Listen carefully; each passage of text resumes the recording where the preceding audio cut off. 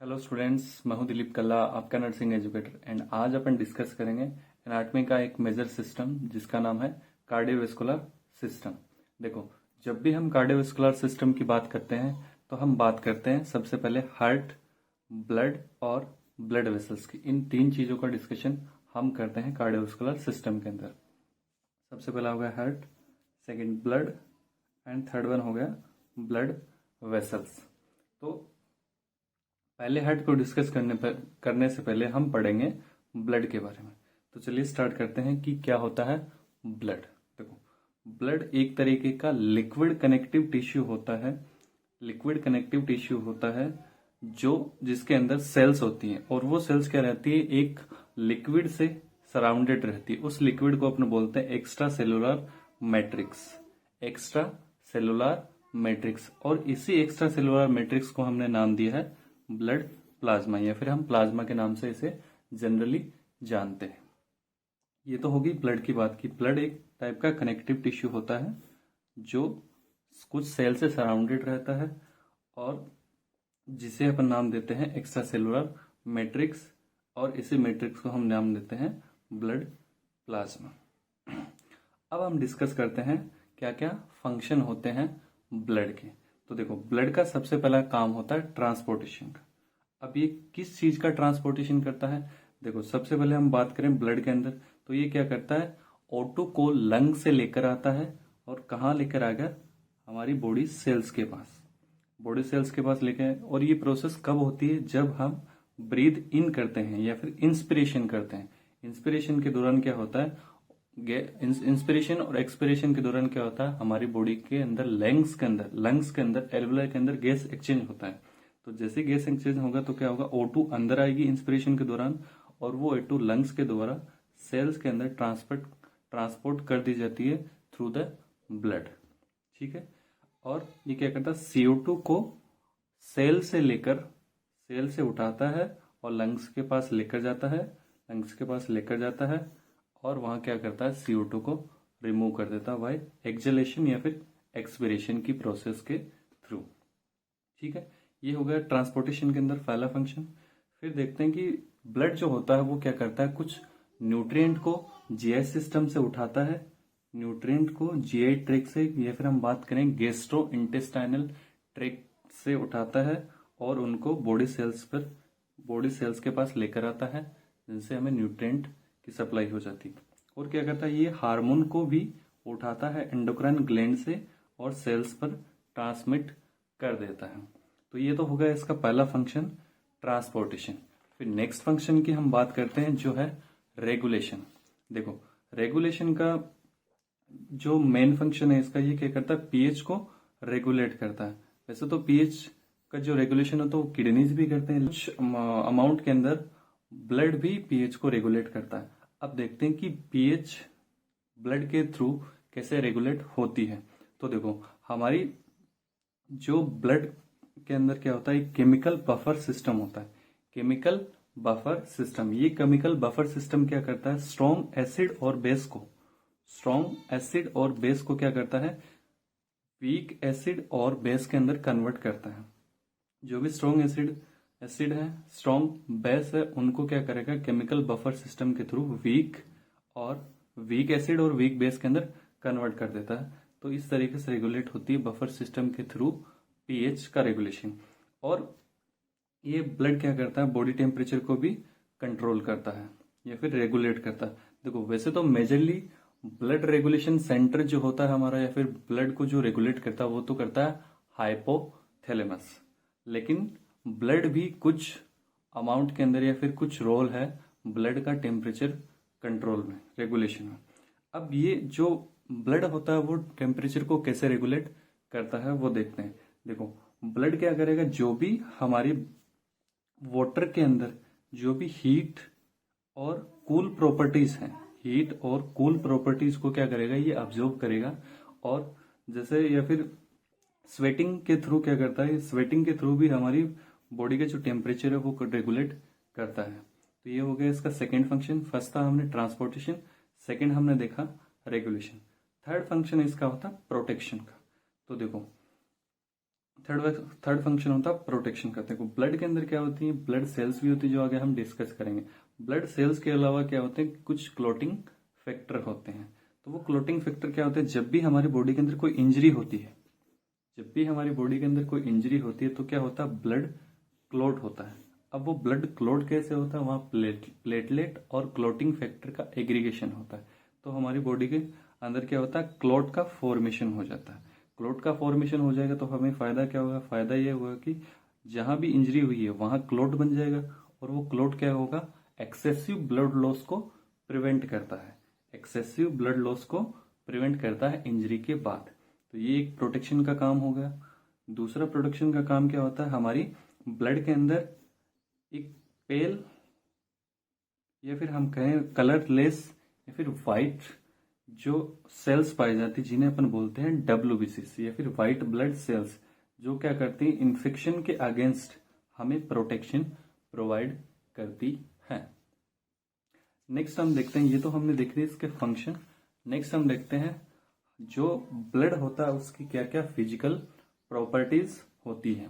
देखो ब्लड जो होता है वो क्या होता है, डेंस होता है, डेंसर होता है। डेंसर का मतलब होता है थिकर या फिर विस्कस। वाटर के कंपैरिजन के अंदर जो ब्लड होता है वो विस्कस होता है या फिर थिक थिक होता है। ब्लड के वाटर के कंपैरिजन के अंदर ब्लड जो होता है वो 5 टाइम विस्कस होता है। पहली प्रॉपर्टी तो ये हो गई। सेकंड क्या होता है कि जो टेम्परेचर जो रहता है ब्लड का, देखो हम बात नहीं बॉडी टेम्परेचर की यहाँ बात नहीं कर रहे हैं, हम बात कर रहे हैं ब्लड के टेम्परेचर की। तो ब्लड का जो टेम्परेचर रहता है वो ओरल रूट या फिर रेक्टल रूट से 1 डिग्री सेंटीग्रेड अबव रहता है, 1 डिग्री सेंटीग्रेड ऊपर रहता है हमारे ब्लड का टेम्परेचर। जिसे अगर सेंटीग्रेड के अंदर मेजर करेंगे 38 डिग्री सेंटीग्रेड, यदि हम फेरेनहाइट के अंदर मेजर कर रहे हैं तो 100.4 डिग्री फेरेनहाइट के अंदर। फिर बात करते हैं ब्लड की पीएच की। तो देखो ब्लड की पीएच होती है 7.35 टू 7.45। अब ये दोनों साइड होती है, एल्कलाइन भी होती है और एसिडिक भी होती है, लेकिन हम इनको कंसिडर करते हैं स्लाइटली एल्कलाइन साइड। हम बोलते हैं कि ब्लड की पीएच कैसी होती है, स्लाइटली एल्कलाइन पीएच होती है हमारे ब्लड की। फिर नेक्स्ट प्रॉपर्टी की बात करते हैं जो कि है हमारा कलर। देखो कलर अब डिपेंड करेगा कि जो ब्लड है उसके अंदर CO2 है या फिर CO2 लेस है। अगर हाई सेचुरेटेड O2 है तो क्या होगा, ब्लड का कलर हमारा ब्राइट रेड होगा। हाई सेचुरेटेड O2 है तो इसका मतलब क्या होगा, जो ब्लड का कलर होगा वो ब्राइट रेड मिलेगा। वही हम बात करें कि ब्लड के अंदर जो ऑक्सीजन है वो अनसेचुरेटेड है, अनसेचुरेटेड है तो क्या होगा, ब्लड का कलर डार्क होगा।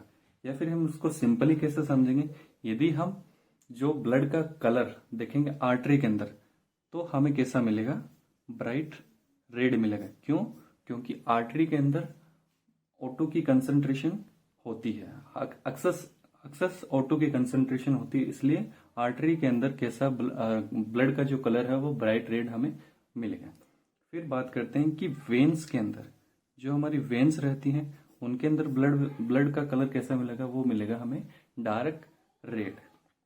फिर हम बात करते हैं ब्लड की वॉल्यूम की, हमारी बॉडी के अंदर कितना ब्लड वॉल्यूम अभी एक एडल्ट मेल या फिर फीमेल के अंदर कितना अमाउंट के अंदर या फिर कितना लीटर हमारी बॉडी के अंदर फिलहाल करंट के अंदर प्रेजेंट है। तो देखो ये मेल और फीमेल के अंदर वेरी करता है। जो एक एडल्ट मेल होता है उसके अंदर 5 to 6 लीटर होता है ब्लड, और एडल्ट फीमेल के अंदर 4 to 5 लीटर होता है। अब जो ये वेरिएशन आया है एडल्ट और फीमेल के अंदर, ये देखो जो एडल्ट मेल एडल्ट होता है वो फीमेल एडल्ट के कंपैरिजन के अंदर थोड़ा मस्कुलर होता है, तो साइज का इश्यू रहता है। इसकी वजह से जो कंसेंट्रेशन है वो मेल के अंदर हाई होती है और फीमेल के अंदर लेस होती है। ये देख लिया हमने फिजिकल प्रॉपर्टीज। अब हम आते हैं हमारे सबसे इंपॉर्टेंट टॉपिक पर जिसका नाम होता है कंपोनेंट्स ऑफ ब्लड। तो देखो ब्लड के हमारे 2 कंपोनेंट होते हैं। फर्स्ट वन होता है ब्लड प्लाज्मा, सेकंड होता है फॉर्म्ड एलिमेंट। तो देखो ये 2 कंपोनेंट हम डिटेल के अंदर डिस्कस करेंगे। Blood plasma and formed element. अब देखते हैं कि जैसे यदि हमने एक ब्लड का अमाउंट लिया और उसको हमने 100% कंसिडर किया, तो उस 100% के अंदर क्या होता है, 55% तो ब्लड प्लाज्मा रहती है, 55% ब्लड प्लाज्मा रहती है और 45% क्या रहते हैं हमारे फॉर्म्ड एलिमेंट। अब इन फॉर्म्ड एलिमेंट के अंदर 99% अबाउट 99% क्या रहती है, आरबीसीज या फिर रेड ब्लड सेल प्रेजेंट रहती हैं। और लेस देन 1% या फिर हम बात करें अबाउट लेस देन 1% डब्ल्यूबीसीज और प्लेटलेट्स काउंट अवेलेबल होता है लेस देन 1% इन 45% में से। ठीक है। अब देखो यदि हम ब्लड का कोई सैंपल लें एक वाइल के अंदर, जैसे एक वाइल के अंदर हमने सैंपल लिया, एक वाइल के अंदर हमने सैंपल ले लिया है ना, और इसको हम सेंट्रीफ्यूज करेंगे। हमारे पास सेंट्रीफ्यूज मशीन होती है और इस ब्लड को हम सेंट्रीफ्यूज करें। सेंट्रीफ्यूज का मतलब होता है उस मशीन के अंदर ब्लड को घुमाएंगे घुमाएंगे घुमाएंगे, तो क्या होगा, जो ये हमारे जो कंपोनेंट हैं वो क्या करेंगे, सेडिमेंट होंगे। तो नीचे नीचे क्या होता है, जो आरबीसीज होती है ना वो डेंस होती है, डेंस मतलब ज्यादा विस्कस होती है प्लेटलेट और डब्ल्यूबीसीज के कंपैरिजन के अंदर। और प्लेटलेट और जो डब्ल्यूबीसीज है वो प्लाज्मा के कंपैरिजन के अंदर ज्यादा डेंस होती है। तो इसका जो अगर हम जैसे ब्लड को हमने यहाँ वाइल के अंदर ले लिया, किसी भी ट्यूब के वाइल के अंदर उसको सेंट्रीफ्यूज किया, तो क्या होगा, यहाँ तो हमारी प्लाज्मा आ जाएगी ऊपर ही ऊपर, इसको सेंट्रीफ्यूज करेंगे और मिडल के अंदर एक बफी कोटिंग बन जाती है, बफी कोटिंग। जो मिडल वाले जो कंपोनेंट मिलेगा ब्लड का वो हमें मिलेगा डब्ल्यूबीसी और प्लेटलेट का, और नीचे हमारी आरबीसी सेडिमेंट रहती है, नीचे नीचे हमें आरबीसी मिलती है। नीचे नीचे आरबीसी क्यों रहती है, क्योंकि आरबीसी ज्यादा डेंसर होती, ज्यादा विस्कस होती, इसलिए आरबीसी हमें नीचे नीचे मिलेंगी। बीच में हमें एक बफी कोटिंग मिलेगी जिसके अंदर डब्ल्यूबीसी और प्लेटलेट मिलेंगे। ऊपर ही ऊपर हमें मिलेगा प्लाज्मा। अब ये प्लाज्मा का कलर आपको स्ट्रो कलर का मिल सकता है। स्ट्रो कलर कैसा होता है, जैसे येलोइश कलर आपको देखने को मिलेगा इस सेंट्रीफ्यूज वाइल के अंदर प्लाज्मा का कलर। तो ये तो होगी सिंपल सेंट्रीफ्यूज ब्लड की बात। अब देखते हैं ब्लड प्लाज्मा और फॉर्म्ड एलिमेंट को डिटेल के अंदर। देखो प्लाज्मा, यदि हमने जो सेंट्रीफ्यूज ब्लड लिया है उसमें से जो भी फॉर्म्ड एलिमेंट है, हमारे फॉर्म्ड एलिमेंट हमारे क्या थे, डब्ल्यूबीसीज, आरबीसीज और प्लेटलेट्स, यदि उनको रिमूव कर दें तो हमारे पास क्या बचेगा, एक स्ट्रो कलर लिक्विड बचता है। स्ट्रो कलर लिक्विड हमें मिलता है, बचता है उस ट्यूब के अंदर, उसे अपन बोलते हैं ब्लड प्लाज्मा या फिर प्लाज्मा नाम देते हैं। ठीक है। अब देखते हैं प्लाज्मा का कंपोजिशन। प्लाज्मा के अंदर क्या क्या कंपोजिशन हमें मिलते हैं। जैसे ब्लड का कंपोजिशन देखा था वैसे ही हम देखेंगे प्लाज्मा का कंपोजिशन।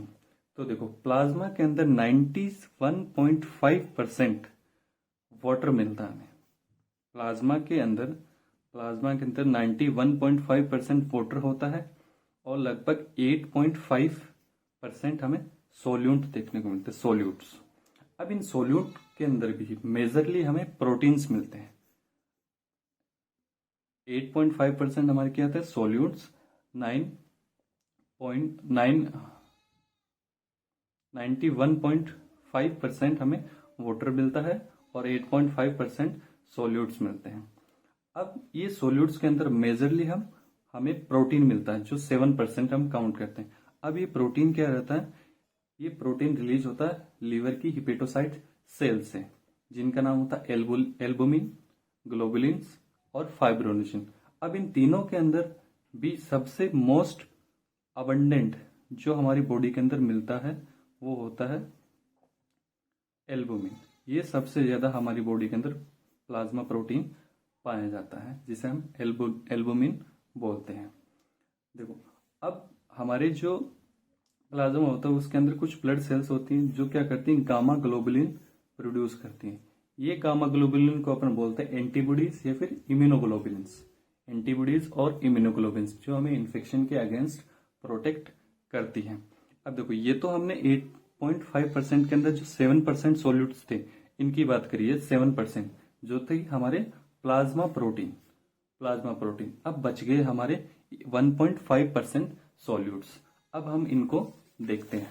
वो सोल्यूट्स कौन कौन से हमारे, तो वो सोल्यूट्स हैं, देखो अदर सोल्यूट जिसके अंदर 1.5% जो सोल्यूट्स हैं वो है हमारे electrolytes, nutrients, gases, waste product. Electrolyte जैसे sodium, potassium, calcium, magnesium, ETC, ये हमारे क्या है इलेक्ट्रोलाइट्स। न्यूट्रिएंट्स हो गए, मिनरल्स हो गए, विटामिन हो गए, है ना। गैसेस हो गई, वेस्ट प्रोडक्ट हो गए, वेस्ट प्रोडक्ट जैसे यूरिया हो गया, क्रिएटिनिन हो गया, है ना। ये सारे हमारे वेस्ट प्रोडक्ट होते हैं जो अदर सोल्यूट के अंदर कंसिडर करते हैं, जो हमें प्लाज्मा के अंदर ही मिलेंगे, ठीक है। फिर लास्ट वन हमारा आता है फॉर्म्ड एलिमेंट। अब फॉर्म्ड एलिमेंट के अंदर क्या है, तीन तरह की हमें चीजें मिलती है। वो तीन तरह की चीजें क्या है, एक तो होती है आरबीसीज, जिन्हें हम नाम देते हैं रेड ब्लड सेल्स। दूसरा होता है डब्ल्यूबीसीज, जिन्हें हम नाम देते हैं व्हाइट ब्लड सेल्स, जो एक तरह की पेल कलरलेस सेल्स होती हैं, जिन्हें हम व्हाइट ब्लड सेल्स नाम देते हैं, ठीक है। फिर लास्ट में होती है प्लेटलेट्स। अब हम बात करते हैं आरबीसी। देखो इन सबको हम एक एक करके डिटेल के अंदर डिस्कस करेंगे कि आरबीसी का फॉर्मेशन कैसे होता है, प्लेटलेट कैसे बनती है, डब्ल्यूबीसी कैसे बनती है। पहले देखते हैं कि इनका अदर नेम क्या होता है। तो देखो आरबीसी को हम बोलते हैं इरिथ्रोसाइट्स। आरबीसी का अनदर नेम है इरिथ्रोसाइट्स। प्लेटलेट का अदर नेम है थ्रोम्बोसाइट, और डब्ल्यूबीसी को अपन बोलते हैं ल्यूकोसाइट। अब देखो ल्यूकोसाइट के क्या क्या टाइप हैं वो हम डिटेल के अंदर देखते हैं। देखो ल्यूकोसाइट्स या फिर डब्ल्यूबीसी को हम दो टाइप के अंदर डिवाइड करते हैं। वो दो टाइप कौन से, एक तो हमारा ग्रेनुलर ल्यूकोसाइट्स, एक होता है एग्रेनुलर ल्यूकोसाइट्स। अब देखो इनके नाम के अंदर ही लिखा हुआ है ग्रेनुलर, मतलब वो डब्ल्यूबीसी या फिर वो ल्यूकोसाइट्स जिन पर ग्रेन्यूल्स मिलते हैं। यदि हम माइक्रोस्कोप, देखो हम नेक्ड आई के थ्रू इन ग्रेनुल्स को नहीं देखेंगे, उसके लिए हमें एक माइक्रोस्कोप की नीड रहेगी, जो स्टेनिंग के बाद हम देख सकते हैं। तो ग्रेनुलोसाइट्स या फिर ग्रेनुलो ल्यूकोसाइट्स कौन कौन सी होती है, वो होती है न्यूट्रोफिल्स, यूसिनोफिल्स, बेजोफिल्स। ये तीन तरह की हमारी होती है ग्रेनुलोसाइट्स। अब आती है ग्रेनुलोसाइट या फिर एग्रेनुलर ल्यूकोसाइट्स। देखो नाम में ए है, ए मतलब अब्सेंस ऑफ ग्रेन्यूल्स, जिनके अंदर कोई भी, जिनकी स्ट्रक्चर के ऊपर कोई भी ग्रेन्यूल्स हमें विजिबल नहीं होंगे यदि हम माइक्रोस्कोप के अंदर देखेंगे। अब वो कौन कौन सी होती है, वो होती है लिम्फोसाइट, जिनके अंदर आते टाइप टी और बी लिम्फोसाइट्स। फिर आती है एनके सेल्स, एनके सेल को अपन बोलते हैं natural killer cells, NK cell को अपन बोलते हैं नेचुरल किलर सेल। फिर आती है मोनोसाइट्स। तो ये टाइप है हमारे डब्ल्यूबीसी के, फिर ल्यूकोसाइट्स के, ग्रेनुलर ल्यूकोसाइट्स और एग्रेनुलर ल्यूकोसाइट। तो ये तो हमारा ब्रीफ डिस्कशन अबाउट ब्लड के बारे में। अब हम नेक्स्ट लेक्चर के अंदर डिस्कस करेंगे जो हमारी ब्लड सेल्स हैं या फिर फॉर्म्ड एलिमेंट है। फॉर्म्ड एलिमेंट को हम अलग से डिटेल के अंदर डिस्कस करेंगे कि आरबीसी का फॉर्मेशन कैसे होता है, डब्ल्यूबीसी का फॉर्मेशन कैसे होता है और प्लेटलेट का फॉर्मेशन कैसे होता है। साथ में ही हम डिस्कस करेंगे प्लाज्मा के अंदर जो क्लोटिंग फैक्टर प्रेजेंट रहते हैं, वो उनको हम डिटेल के अंदर नेक्स्ट लेक्चर के अंदर डिस्कस करेंगे। आई होप ये सेशन या फिर ये लेक्चर आपके लिए हेल्पफुल होगा। Thank you so much.